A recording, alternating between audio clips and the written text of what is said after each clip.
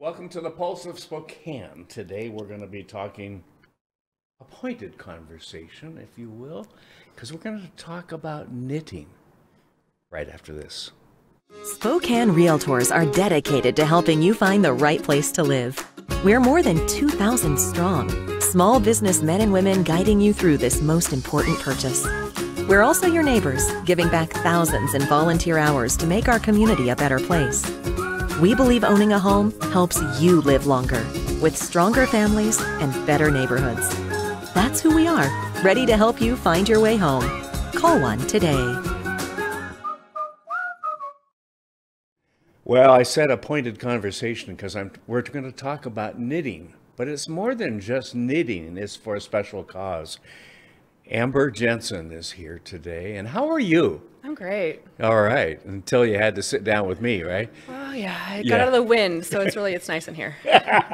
Is it blowing out there still? Still a little bit. Okay, I think we're going to be in for that for another day or so, and then I think it's going to get up to 60s.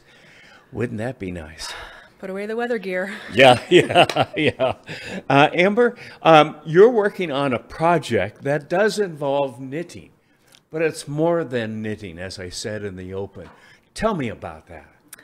Well, it is more than knitting. We at Windsong School are working on a knit-a-thon as a fundraiser. Now, I've heard lots of a-thons, but I don't think I've ever heard of knit-a-thon. Yes, there's all sorts of a-thons. You can dance-a-thon, you can walk-a-thon.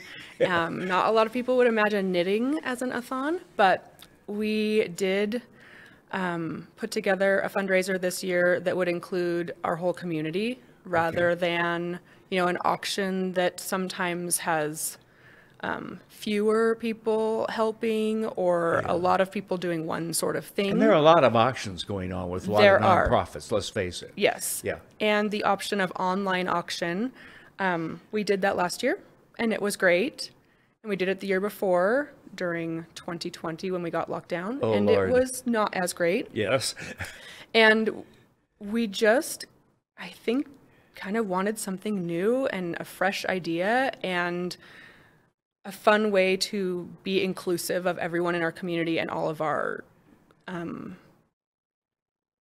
things that we can do with our hands. A lot of people can work towards something, but not a lot of people want to write the check, or some people will just write a check and don't want to work towards something. So, well, it's certainly unique. I think that's kind of fun. And this is the first one. Is this the first one you've ever heard of? This is our first annual one, and we're calling it that because we plan on doing it more and more. Oh, okay. Yes. Okay. All right. Well, you keep people in stitches, right? Yes, we do. And we are stitching our community together. Oh, we're going to go on and on with this, aren't we? How has the school and the parents, two different questions in a way, how have they reacted to this? Because have you started yet? Yes, we have. We're actually right in the middle. So in my research, some knit-a-thons, this has been done before. I'm kind of reinventing this wheel for us. Okay, yes. I'm working with a partnership of parents. So we have what's called the parent circle, is the parent body that really supports the school. And so it's not just out of my head, which is great, because the more people you have thinking up ideas, the easier it can be. The better ideas come to up, put it don't together. they? Yeah. So, we are kind of building it in the air, and we've been very transparent about that. This is our first one. And in the bigger scope of things, it would have had something called a cast-on party. So when you knit, you cast on your stitches. Okay. And the casting on would have been folks coming and maybe learning to knit, getting their pledge packets, gathering yarn, meeting with our handwork teachers. Telling yarns. Yes, yarns and yarns. We have specialty teachers who teach handwork, so they would have had an opportunity to meet with them and bring other community members. In the environment of protocols at the beginning, we didn't have that option. Right. In fact, we were all still, masking, and there were still limitations on gathering. Sure. So you played it safe. Played it safe and did a very soft cast on with just a few of the leaders of groups that we have set as team leaders. So in an a-thon, you have a team together. We did the same thing. We have groups of teams. Okay. And the community has met it, I feel, it feels like it's been met with abundance. Oh, You know, nice. that generosity and gratitude, grace, a And lot of grace. something new too. Yes. I think has a lot to do with it. Yes, Don't and you? we did there was something that did land a little bit odd. We just put everyone in the school in groups and then notified them and said, "You're in a knitting group," and Here's Sally. yes, Meet Frida over here. yes, but we intentionally made those groups. Our school has young children Okay. in one building and the grades 1st through 6th in another building. Okay. And oftentimes the parents don't really cross that field. Sure. There's a physical field in between, Oh, but okay. there's also, young children don't always interact and the Right, parents don't interact. So we put people from the grades in with people from the early childhood, and we put teachers that had children at the school. So we intentionally just mix them up. So Good. it's kind of like a social mixer Yeah. at the same time. And that was interesting because people didn't expect it. Well, What good. am I doing on a team? Yeah. And we have found all sorts of conversations to go along with that. Let's talk about that. Yeah. Why would you be on a team? Well, you chose this school. And, Tell me about the school. Where is it? Winsong School is nestled in the Makagawa campus Okay. over Okay, just yes. near SFCC. Sure. And the campus is beautiful. They inhabit 2 small buildings there, and then they have a portable building for the grades also because they're overfilling.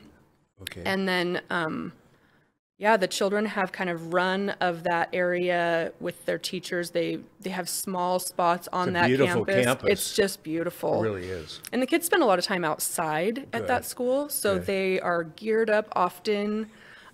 If you're down on those river trails on any Friday, you can see a bunch of little kids walking to the river, sometimes ages 3 to 5. They're fun. all the way to the river and back. The older children in the grades also are marching down there. They hike and yeah.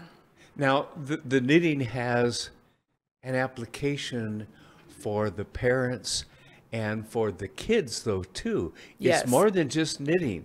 There's a reason for that, too. Yes, You told me yes. before we came in here. Yes, absolutely. So handwork plays a big part of Waldorf curriculums all Okay. over the world. They generally, in the early childhood, start with what they call finger knitting, Okay. which is essentially like finger crochet, where they're just, Okay. and it helps with fine motor skills. Sure. It helps with all sorts of things. Coordination, the whole bit. Yes. Yes. And then in their 1st grade, they introduce knitting as this handwork, and the children actually make their own knitting needles. Oh, wow. I know, and that's part of they strengthen their hands because they haven't Sure. been using their hands for such a fine task. Right. So in making these knitting needles, they're also strengthening their hands for pencil grip Sure. and all sorts of other things. I mean, knitting helps with math and other stuff, but Right. strengthening the will and resistance was something that came up. And for us during these times that we're Yes. in, the will and resistance and resilience was something we really wanted to impart to Good. our community. Good. And the parents don't all knit. Our children learn, but we don't all, so it's been fun. Now, I was going to say, number one, the kids like that, don't Mm-hmm. they? Okay. But then number 2, my question is, how many guys are knitting? We have several dads who have learned to knit or want to knit. We've also had a couple dads reach out and say, I'm not going to knit, but I do a mean whip stitch. So I'll be stitching, the things together. One thing we did notice when I was looking through the dockets of teams, I noticed a lot of the names were moms. And I reached out to my co-coordinator and I was like, okay, did we leave the dads out? And part of what we discovered was, and here's a social thing that you might be interested in, we used the admin's list of contacts. So when children are signed up for school, who gets listed as a contact? Mom. It's mom. Of course. So Yes. we did put our groupings together just based on the context we had. Sure, sure. And we were hoping that, I'm on a team, but my husband is also part of my family. Okay, So yes. he will be getting pledges. A lot of the dads are getting pledges when they go, their work, their families also. But yeah, we've had participation. Children are teaching their families how to knit. We have grandmothers who are out of state who have asked, what are the colors? What is the yarn? I will knit them and mail you your squares. That's so we're having participation far-reaching that we didn't really anticipate. That's probably even more than a online other things that can go on, where you get on and put your pledge for an auction or something like that. But but now grandma or grandpa or both are involved in grandkids and stuff. Yeah, and the pledging is going really well. Good. I mean, we do have, we did the math, you know, break it down toward the families and what would we want everyone to try and achieve. But we're finding that this is a lot different than an auction. For the auctions, we'd say, please go ask the businesses that you know to donate something. And this is giving us an opportunity to kind of talk about our school. You know, hey, our school is doing this. This is why we're knitting. Would you be willing to pledge $36 a square or a blanket? And people, that works out to $1 per square. So people see it, you know, $1 square, $36. It's a lot different than just asking for a donation of something to put in a basket and not really getting to talk about the school. How long does this go on for? We started it on the 16th of March and we are planning to culminate on the 15th of April. And tax day. Yeah, I know. I know that was the other one. I was like, that was poor planning. We are partnered. I have a feeling that will be changed next year. Yeah, we'll probably change a lot next year. We did partner with Sacred Heart Children's Hospital, NICU. So we did in-reach for our community and outreach to the larger community. So rather than just asking the larger community for money for our school that they don't really maybe participate in. Everyone wants to support those little babies at the NICU. And most of us can think of someone we know who've benefited from the NICU. So for us to partner with them, the knitted squares will be made into blankets. The pledge money will go to our school, our nonprofit. And the blankets then will be provided to these little babies, and they're handmade. My daughter-in-law works at Sacred Heart in the natal unit, or what do you call it, the children's, as a nurse, registered nurse. Well, she might see these blankets. She probably will. I'm going to tell her about it. And we have had several people reach out to us also and say things like, make sure it's soft. Mostly in Waldorf schools, we work with wool, but don't use wool because it has to be hand washed. It's a little baby. Make them small. So they are a little over 36 inches by 36 inches when stretched. So they'll be like a car seat size. So we have, you know, the community outreach has been, it's really just been beautiful. That's great. I love the fact that you've come up with a different idea, that it's really helping two organizations, which is wonderful because often it's just for one organization or the other, and there's nothing wrong with that. But you've and I love the fact that you've got that one dad who's going to stitch them together or whatever you called it. Whip stitch. I mean, I'm learning some new language myself, and I bet some other dads and moms are too. And from their kids, it's coming home from school. No, Mom, you do it this way. I love it. I love it because we need to have education going both ways. And the grandparents that are outside the area and so forth can participate with the grandkids, because grandkids are just so important to us grandparents. You know, they really are. It's all about grandkids right now for me and for my wife. So that's what it's about. Well, congratulations. If people want to find out more, where can they go to get more information? Windsong School has a website. I believe it's... That's Windsong? Windsong School. Yes. I mean, you can Google it, but I believe it's SpokaneWindsongschool.org. And then they're also on Facebook, which a lot of the buzz is happening on Facebook. Welcome to today. We didn't create a big site or a landing page for this. Maybe we will in the future. Sure. You know, as budgets increase, we could do all sorts of things, including helping other schools run their own knit-a-thon if they wanted to. I love that. A big part of this is to just give. You know, I see that in Spokane. Yes, we're part of a metropolitan area with Coeur d'Alene, Post Falls, Spokane, and all of that. But I keep hearing the eateries and schools and others will put down whatever they're doing to help their colleagues. We're still a town. Yes. And that is so important. That we Yes. just don't get away from that. That Yeah. we continue that tradition.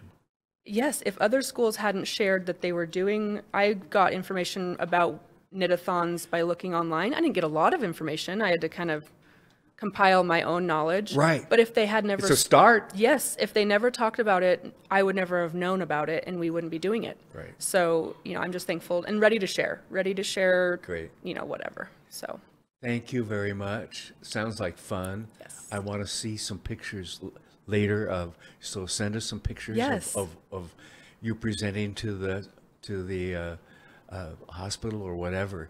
Yes. So we'll put that up on our Facebook and everything. yes, as well. they did say we would have a photo up for that. So, even with protocols, we will have a photo up. Yes. Yes. Great. Thank you for coming in. Thank you so much for All your right. time. You take care. And thank you for watching The Pulse of Spokane. Have a good day, everybody.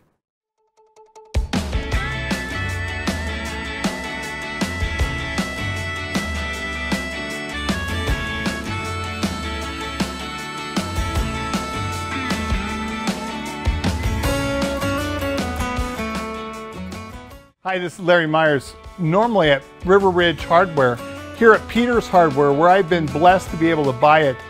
Initially started in 1934 by Bill Peters, and I was blessed to be able to purchase that from the Peters family. Peters Hardware is located at 12118 East Sprague, enter off of Pines and First. We have all the quality home products that you need, including quality paint now, where we can match any color that you want. We're here for you for all your home needs. Come on by to Peters Hardware in Spokane Valley.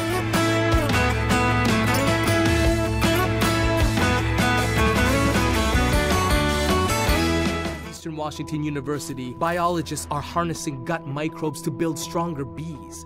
Composers are writing music to help us understand how salmon migrate. And geology joins forces with robotics to explore innovative solutions for climate change. An interdisciplinary education that gets real about the real world, that's the new thing. It isn't a tagline, it's a philosophy wrapped in red and white. It is Eastern Washington and you.